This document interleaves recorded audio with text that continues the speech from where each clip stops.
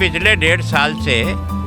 जनता को सुनने का प्रयास कर रहा हूँ, जनता को समस्याओं को समझने का प्रयास कर रहा हूँ और उस समस्या के समाधान के लिए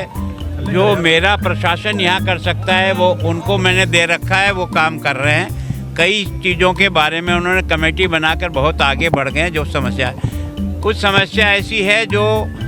तुरंत हल हो सकती है लेकिन नहीं हो पा रही है, उसके लिए भी मैंने कोशिश की है कि ऐसी जो बस्तियाँ हैं जहाँ वास्तव में कम से कम लोग सुनवाई करते हैं, तो उनमें मुझे स्वयं जाकर अपने प्रशासन के सारे अधिकारियों को भी साथ ले जा करके जनता की समस्या क्या है वो रिकॉर्ड करें और फिर उसके आधार पर जो तुरंत हल हो सकता है वो तुरंत हल कर दें, जो नहीं हो सकता है उसके लिए उनको समय बता दें कि हम आपको इतने दिन बाद। आज हमने एक पोर्टल भी जो है लॉन्च किया है ताकि कोई भी आदमी नहीं भी आएगा और वो अपनी समस्या डालेगा तो हम संबंधित विभाग को वो समस्या ट्रांसफ़र करेंगे। ट्रांसफ़र करने के बाद उनको समय देंगे कि आप इसकी पूर्ति कब करके यस और नो में, जो नहीं हो सकती उसके लिए ना भी स्पष्ट लिखो कि ये नियमों के अनुसार नहीं हो सकती और ये हमारे अधिकार में है, ये हम कर देंगे, 1 महीने में करेंगे, 2 महीने में करेंगे, रिपोर्ट देंगे। तो मैं सोचता हूँ जनता से जब बीच में आकर के उनकी मन की बात समझें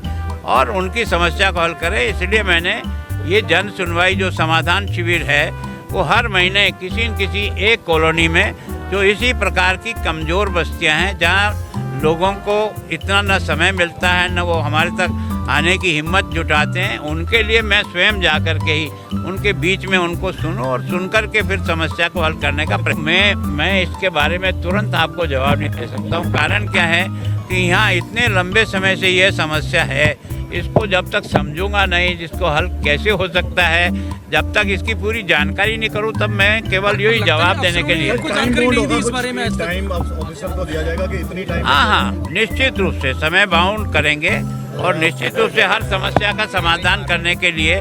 जो हल हो सकती है तुरंत उसको तुरंत करेंगे, जिसमें 2 महीने लगने वाले हैं उसको 2 महीने बताएंगे और कुछ समस्या ऐसी है जिनको नीतिगत फैसला लेने के बाद ही आपकी मदद की जा सकती है। ऐसे अभी इन्होंने कहा कि धार्मिक स्थानों के लिए जगह हमको मिलनी चाहिए, उसे आपकी भी उसमें हाँ है, मेरी भी हाँ है, लेकिन पहले तो क्या है कि दे सकते थे, अलॉट कर सकते थे, लेकिन पिछले कुछ समय से सरकार ने इस पर पूरी पाबंदी लगा दी कि आप यूटी में कोई भी जगह बिना ऑक्शन के नहीं दे सकते।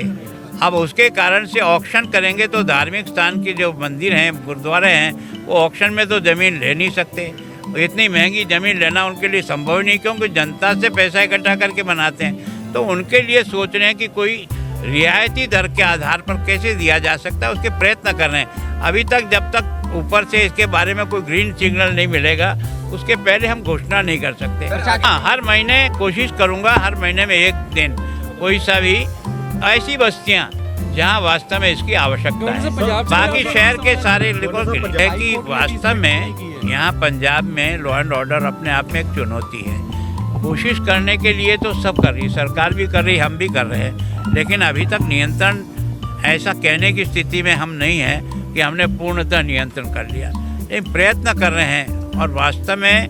और इसके कहीं न कहीं अंतिम दौर तक पहुँचेंगे। लेकिन आज की तारीख में जो कुछ भी हो रहा है वो हमारे लिए भी बहुत दुखद है, जनता के लिए भी बहुत दुखद है कि रोज़ कहीं न कहीं कोई न कोई घटना होकर के कोई न कोई व्यक्ति गोली से मारा जा रहा है और खुलेआम मारा जा रहा है। तो इसका मतलब हम अपनी कुछ न कुछ शक्ति को बढ़ा करके और एक्टिव करेंगे, कोशिश तो कर रहे हैं, लेकिन कब कंट्रोल होगा एकदम तो नहीं।